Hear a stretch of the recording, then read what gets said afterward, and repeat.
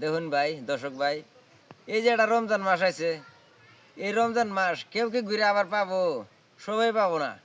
কেউ পাবো, কেউ পাবো না। আমি যে আজকে পাইছি, আজকেও জানিছি, মানে কালকে পাবো না নাই, তাকে কহামো আমি? মানুষ, এই দুনিয়াত আসা সিরিয়াল আছে, যাওয়ার কোনো সিরিয়াল নাই। তো গতিকে বহুত মানুষ দেখি উজা নেয় না। কেউ কেউ মানুষ আছে উজা নিলে গ্যাস্ট্রিক বাড়ে, কেউ কেউ মানুষ আছে উজা নিলে শরীর কমে যাবো গা, কেউ কেউ মানুষ আছে কলে উজা আমি করা হয় না। এরা ভাবে না যে মানুষ, মানুষ গো আজকে আছে কালকে নাই, আজকে আছে আমি জিন্দা, কালকে আমি মরলে কালকে বাসি মরা। তো এই চিন্তাটা কেউ করে না। যদি চিন্তাটা করতো মানুষ, তাহলে আমাদের মুসলমান এত নাঞ্চনা অধগতি থাকতো না। কথাটা আপনারা দর্শক ভাই সবাই চিন্তা করবেন, কথাটা বুঝুন কি কইছি। রোজার মাস, এই মাসটা এটাই ফজিলতের মাস।